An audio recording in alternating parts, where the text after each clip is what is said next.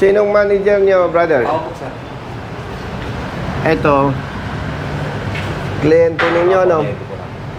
Brother Matt, yung papel. Sino nga yung brother? Nagsama ko na ang DTI, oh. Hello, magandang hapon. Brother Noli Manalo. Si PD po, Director. Director DTI Cavite. Cavite, Provincial Director. Chief po ng Consumer Protection Division ng Cavite. Siya naman ang Chief ng Consumers Protection. At mga technical staff po. Technical staff. Tsaka si Oo. Brother, kaya isinama ko itong mga kawani ng DTI. Mayroon kayong paglabag sa kanilang mandato. Brother, ikaw si Marlon Salvador. Yes po. Perma mo yan, no? Opo. Permit to travel. Tapos si Brother Marlon, manager. Ibig sabihin, permit to travel, binibigyan siya ng permiso na gamitin yung motorsiklo na hindi rehistrado. Yes po. Tama ba? Kapatid, alam mo ba ang labag sa batas magmaneho ng hindi rehistrado? Ano po? 7 days po ang inaanak ko. Oo. Kung hindi ka tinuruan ng management ninyo, sa harapan ni ma'am, sasabihin ko sa'yo, kahit LTO, kahit si ASEC, Bigor Mendoza, LTO chip ha, hindi siya pwedeng mag-issue ng travel permit. ASEC na yun ha, pinakamataas ng LTO. Wala siyang kapangyarihang magbigay ng authority to travel or travel permit. Walang batas kasi ma'am na nagsabi na kahit LTO official ka, mag-issue ka ng permit to travel. Wala yon. Eh di lalo na kayo. So, kung hindi mo naunawaan, pasensya, ginagamit ka ng inyong management doon sa trabahong hindi tama. Sila yung dealer, sila yung responsable dapat. Huwag mong ilabas o i-release ang motorsiklo nang walang rehistro. Hindi ko naman sinusukat o hinahamak yung mga katulad niya. Eh, siyempre, nagtitiwala. Baka akala niya, tama. Nahuli siya ng LTO, unregistered. Eh, itong permit to travel, ma'am, valid until July 28, 2024. May validity pa, ha? Nahuli siya na... Nahuli siya noong June 17. Yes po. Supposed to be, kung recognize siya ng LTO, valid Kung legal ito, kung legal siya, valid. valid. Valid sana yung permit to travel. Pag tiningnan mo ang dokumento, ma'am, ito ay maituturing na panloloko sa customer. Yes po. Tama ba? Yes, yes. At yung panloloko sa customer, may pananagutan sa DTI yun. Deceptive Sales Act. Deceptive. Sales Act. No, oo. Nahuli siya ng LTO, may multa na 12,000 pesos. O, papaano ngayon yan? Kapatid, kayo ba may palisiya na dahil nirelease niyo ang motorsiklo, hindi rehistrado, may polisiya ba ang inyong opisina na babayaran ninyo yung kanyang multa na 12? O, kita mo? Ngayon, ma'am, siyempre, bagaman at tayo ay nasa posisyon,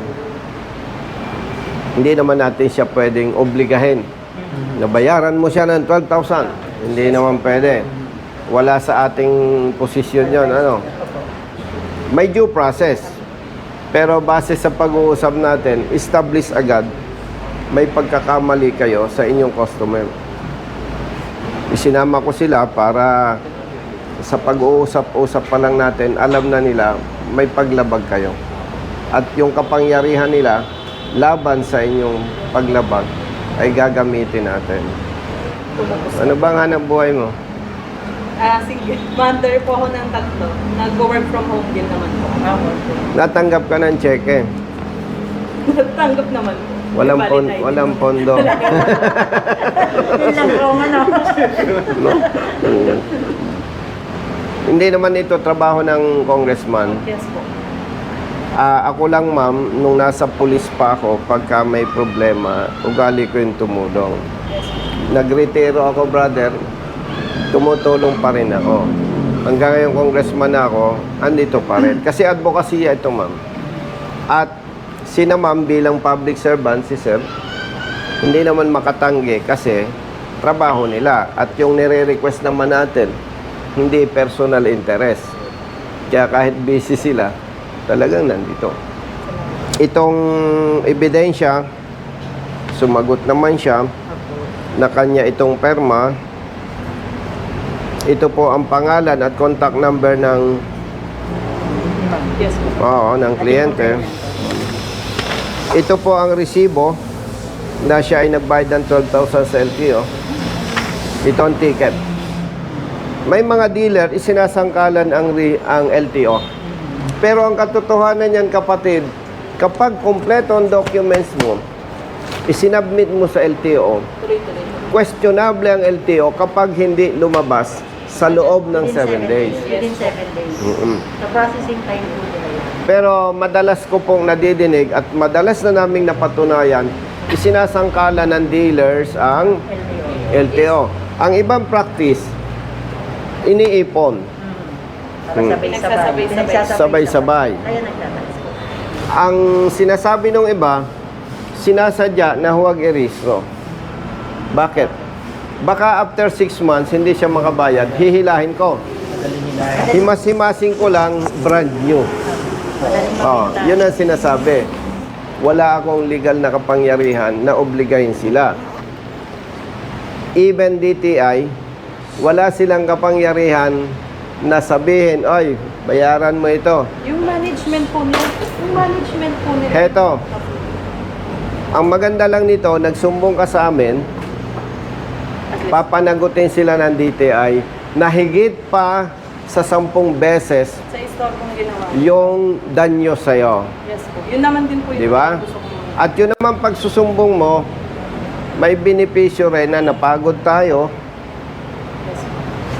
Tapos yung danyos, sasagutin ko sa'yo. Ang benepisyo nito, ito yung tinatawag na first offense. 100% may parusang katapat na ipapataw ang DTI.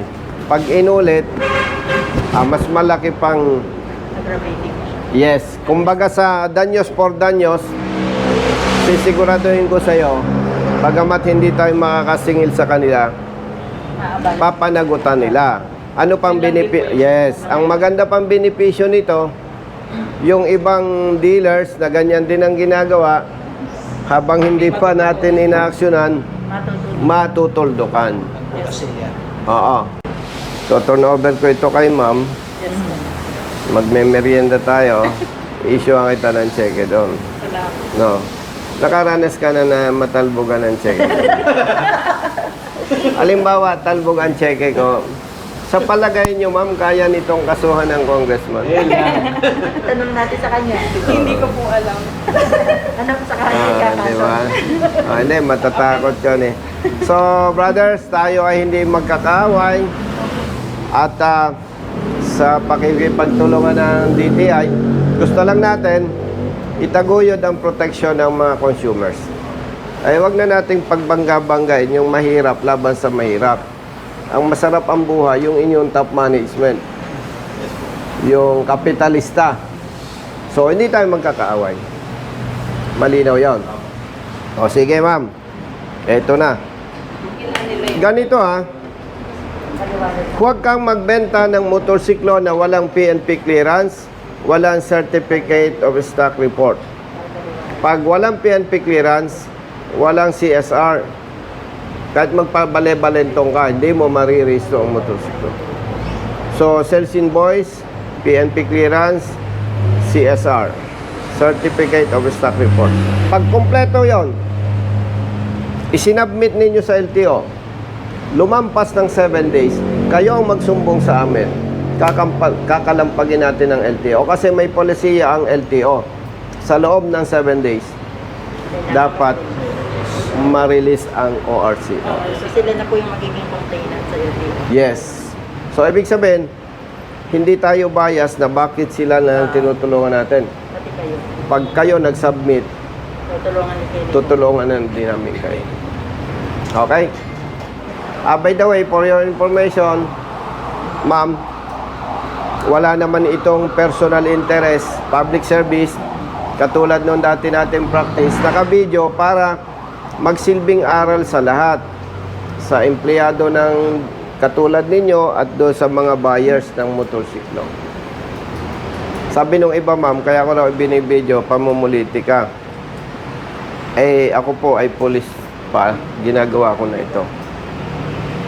Pag nagbigay daw ako ng pera, bakit daw kailangang ibandera pa? Simple explanation doon. Katulad niya, humingin tulong sa amin. Eh kung hindi ko bigyan siya nung danyos na 12,000 pesos, tapos kung si brother eh may problema din, ba't pahihingi ng tulong? Wala namang pakinabang pala. Di abala lang. So tahimik na lang. Kaya po tayo ay nagbibigay ng pera. Okay? Sinong gusto sumamang magmerienda? Diet lang. Tumayo ka nga. Oh. So ito kasama rin natin dito ay. DTA po. No? Brother. Ikaw brother. DTI. Tambay. Hindi DTS, man halata eh. Report mo na doon sa boss mo ha. Yes, sir. Oh, salamat. Merienda lang. Diretso na rin kami dito. Ay, iba na po yung team kasi mag-issue na sila ng ano. Kami Ay, iba na po yung team. Buong team po. Kailangan po, Di ba magme-merienda tayo? ay, kailangan po kasi nandito yung buong team para sa ano. Mag-issue ng, Saka na. ng notice of Sige, bilog naman ang mundo eh. Oh, makikita pa naman tayo po. Carlo, yung cheque ko pala.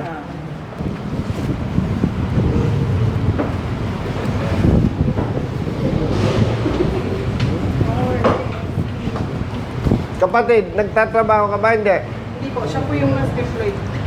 Part-time po. Kanino yung motorsiklo? Sa kanya po. Sa asawa ko po. Pero may motorsiklo ka na ginagamit. Yes po. Maliban dyan. Hindi po, yun na po yung Teka pala, hindi pa rin rehistrado. rehistro na po nung nagtanong ako sa kanila, tsaka lang po nila ako binigyan ng ORCR. Ang problema, nauna yung huli bago rehistro.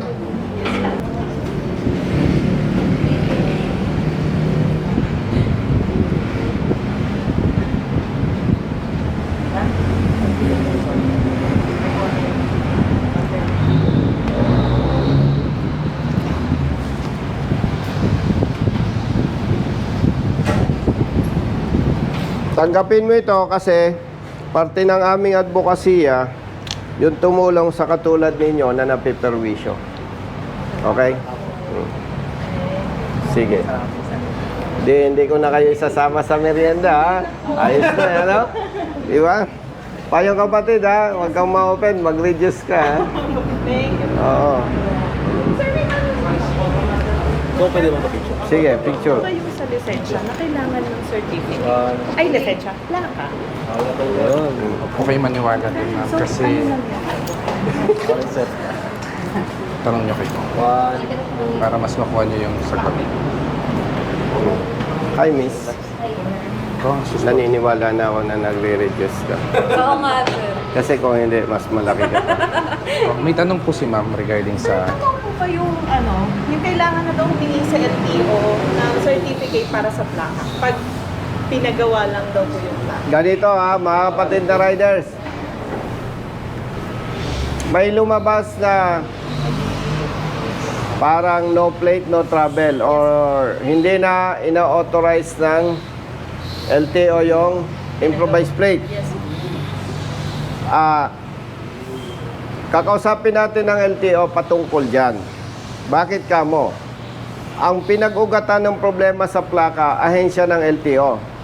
Simplihan natin. Kung ibinigay yung plaka sa'yo, may problema ka? Wala. Wala. Ay kung walang plaka, sino may problema? Ikaw o LTO? Okay. LTO. Pangalawa, kung nag-release ang LTO ng plaka sa dealer, pero may mga dealers, ma'am, hindi ko alam kung anong interest o intention, hindi binibigay sa riders. Huwag kayong mag-alala. Kapag yung plaka ninyo nasa dealer na, Pero sa anumang pamamaraan o anong interest, ayaw ibigay sa inyo. Pag nahuli kayo ng LTO, katulad ng sabi ko, basta nasa tama kayo, sagot namin ang perwisyo at ang danyos. Katulad nung binigay ko siya yung 12,000. Kaya huwag kayong mag-alala. Pag nahuli kayo, iimbestiga natin sino may pagkakamali, LTO ba o kasa. So, basta kayo rehistrado, hindi expired, wala kayong paglabag sa batas, huwag kayong matakot doon sa memo ng LTO. Dapat, kung sinong managot dapat, sila dapat ang pinapanagot. Okay? Kaya huwag kayong mag-alala patungkol doon sa Kasi plaka. iniisip ko kung pupunta po ba kami ng LTO para kumuha daw ng certificate na Ako? sa plaka daw po. Kasi may mga kakilala. Hindi ako pabor, ma'am, na silang may problema sa plaka, papahirapan kayo. Pupunta sa... Dapat sila ang magbigay ng certificate o kung ano man ang gusto ibigay sa inyo. Huwag kayong mag-alala. No? Basta kung anong tama, doon tayo. Okay? Malinaw sa'yo. Yes. So yung motorsiklo mo, rehistrado, wala pang plaka. May nagpagawa po kami ng Temporary plate. temporary plate po. Ito pa ang problema ninyo, ha, na hindi dapat ninyo problema. Yes po. Kailangan daw meron kayong authority to use improvised plate. Yes po, yun nga. Hindi nyo kailangan yon. Dahil obligasyon nila. May mga lalo po yung mga rider niya. Hindi ninyo kailangan yon. Kakausapin ko yung LTO chief. Parang ako LTO. Nagrehistro ka. Wala akong maibigay sa yung plaka. Salamat. Bakit may kasalanan ka pa? Ikaw pa ang pupunta sa akin. Sir, pahingi akong authority to use improvised plate. Parang sobrang mali naman yon. So, gamitin nyo yung improvised plate na gusto ninyo. At pag hinuli kayo ng LTO, maniwala ka sa usapang public service at sa tama, hindi ka dapat pagmultahin. Sapagkat yung problema nasa sa kanila. Walang problema sa'yo. Kaya pag nahuli ka, issue ulit akong check ko sa'yo. Tatawag po ako ulit. Di ba? Huwag nating pamroblemahin yung mga katulad ninyo. Okay? Ano ba yung hikaw mo? Ginto? Bigay po ng mother niya. Picture niya. Sigurado ka ba lalaki ito? Yes po. Picturean ko kayong dalawa, ma'am. Ay, Ma'am, picture nga tayo. Sige, sila po muna, ma'am. Sige, pasama na po kayo, Picture ma'am. kami. Ay, no problem. Manager, samahan mo kami. Dito ka, iipitin ka namin. Oh, excuse. Pwede dito po kayo against O, dito daw, ma'am. Dito ka. Sa gitna ka namin ng DTI. Yari. Wait Oh. lang po. Kita mo naman ang DTI, full force. Sino hindi matatakot dyan? Oh, thumbs up. Ibig sabihin, okay ang trabaho. Okay po, 1, 2, 3. Sa akin po, wait lang po. 1, 2, 3.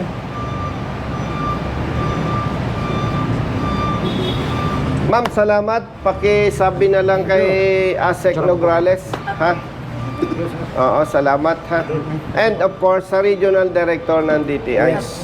Pakisabi. Sabihin ng mga ito, lagi akong offer ng merienda, pero lagi Hindi, okay lang. Okay lang po. Tatapusin muna Hindi, namin po. tatapusin muna. Sasara. Baka kasi magsara dito. ayaw nga. Tapos mo na Picture lang po mga kasawas kayong tatlo. O, sige. Sige. Okay po, 1, 2, 3. Thumbs up po. Okay. Okay. Ako din, okay lang. O, sige, siyempre. thank you. Hello, dito po. Okay po, 1, 2, 3. Wait lang po. 1, 2, 3. Okay, thank you po. Thank you. Okay na? Sir, last picture. Papicture ang Picture mo. last picture. Sige, 1. Isa pa po. Ay, sorry. Mga Korean po. Hindi ka ba na?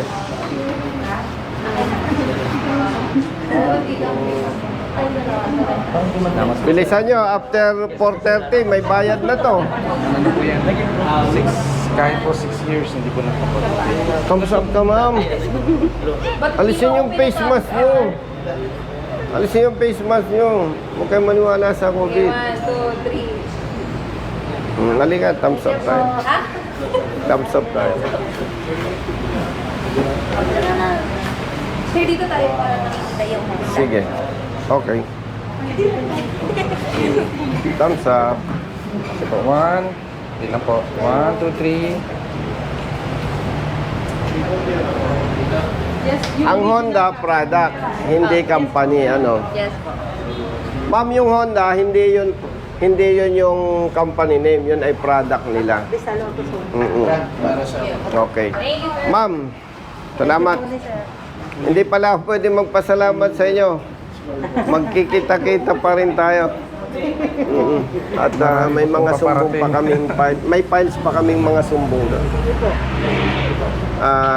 Sa kalooban ng Panginoon, maano natin to, malaking tulong sa mga katulad. Sa mga consumer po natin. Yes po. Sa consumer. Salamat po. Thank you. Abay, daway, mabuti nagkakalinawan tayo, ha. Kung bakit kayo nandito ngayon, kasalanan nyo. Hindi. Kasalanan nyo, bakit? Kung hindi kayo pumasok sa government service, nandito ba kayo? O, di ba? O, Tulong natin yan sa mga consumer. para sa bayan. Para pag nag-retire na tayo, happy tayo lahat. Di ba? Ano, ma'am? Salamat po, ha. Salamat din po. Brothers, thank you. Brother, bahala ka sa kanila. Nakakadalwa na ang utang sa'yo. Kahit during action, nag-uusap kami. Salamat, ha. Pasensya, ha. Walang problema. Sige. Ingat po, ingat. Okay. Thank you. Ano? Maraming salamat po. Hello, sir. Malaking tulong po. Saka kahit pa paano. Malaking tulong din na nagsusumbong kayo. Kasi kung hindi kayo magsusumbong, Wala nga. tiis na lang kayo. Kaperwisyo ka na, makakaperwisyo pa sila ng iba. Samantalang nagsumbong kayo, sa tulong namin, na ibalik sa inyo ang danyo. Tapos, Sa bulsa niyo alam po. matatakot, okay lang yan, matatakot sila. No? Thank you po. Ingat. Ingat Thank you po. po. Ulit, sir. Maraming salamat po. Sigurado, marami pang magsusumbong. Gas-gas na naman ang ating checking ngayon. No? Wala akong dalang gas ngayon eh. Oh, hindi na ako nagdadala ng gas. Galante ako eh, no? Oh, picture. Hoy. Sabay-sabay, sama-sama. Okay, sir. Thank you, Okay. sir. Thank you po. Thank you po. Binata, may asawa. May asawa ko, sir. May asawa ko. Parang hindi sigurado ah. Mag-ingat kayo ha, para sa anak nyo.